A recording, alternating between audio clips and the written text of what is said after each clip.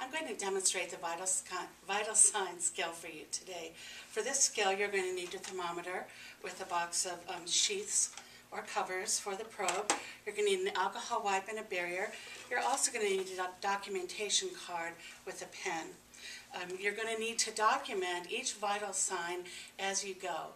It doesn't matter which you start with, temperature, pulse, or respiration, but it is crucial for the state test that you write down the number you get in between taking the next vital sign. It's much easier if you just follow the TPR and go with temperature, pulse, and respiration.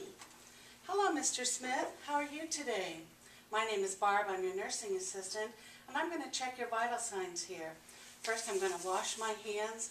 I'm going to come around and pull the curtain for privacy. And I would pull that all the way around the bed. For taping purposes, I'm going to leave it back. Okay, my hands are clean. I do not need gloves unless Mr. Smith has a bad cold or has drainage. I'm inserting the probe into the box. With this particular style thermometer, you feel or hear a click. And you must hold on to the thermometer the whole time it is under Mr. Smith's tongue.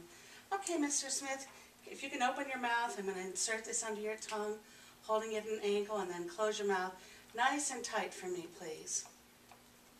And I would keep this under until I hear beep, beep, beep, and the thermometer is done. When your battery is fresh, it only takes a few seconds. Now I'm going to press the button and eject the probe into the trash can. Before I put the probe back in, I'm going to use my alcohol wipe, which I've previously opened, and I'm simply going to wipe the probe. I'm going to insert it back in. If I felt I needed to, I could decontaminate my hands at this point with alcohol-based hand sanitizer. Next, I'm going to take Mr. Smith's pulse. For the state test, there's only one place that you can take the pulse. That's the thumb side of the wrist, called the radial pulse. Do not start counting the pulse until you are very certain that you have a good feel for it. You can feel it at a steady rate. If you can't get the pulse on one wrist, you are permitted to go to the other wrist. Again, it's the thumb side of the wrist. Once you have found the pulse, let the nurse evaluator know who will be standing on the other side of your actor or patient. You need to be the one to initiate. You're going to say start, or look at the clock and say we're going to start at such and such a number. You can look at the clock on the wall, or you can look at your own watch.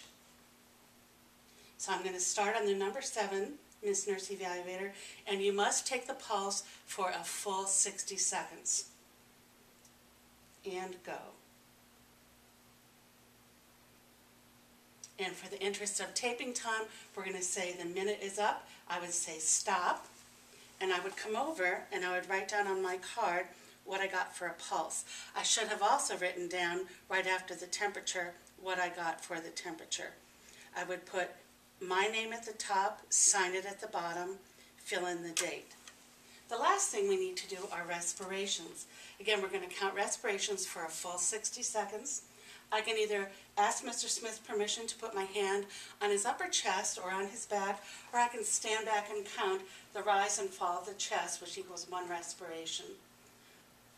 Okay, Mr. Smith. Another thing you can do so that your patient isn't aware you're checking their breaths is you can hold their wrist again as though you're rechecking their pulse. And I would say to the nurse evaluator, when I'm going to start on the number 8. Go. Okay, and again, for the interest of taping, we're going to say 1 minute is up, stop, and I'm going to write down my respirations. Okay, so I'm done with the vital sign part. Now we're going to return Mr. Smith near the bed so that we can give him his call light. We would leave the breaks according to his care plan and the policy of the facility. Can you reach this, Mr. Smith? Oh, good. Here you go. It's taped onto your bed. Your care plan says we're going to leave the brakes off. So I'm going to push back the curtain. And you didn't want anything right now because you're going down to bingo in a couple minutes. Okay, thank you, Mr. Smith. I'll see you later, and I'm going to wash my hands. This skill is now complete.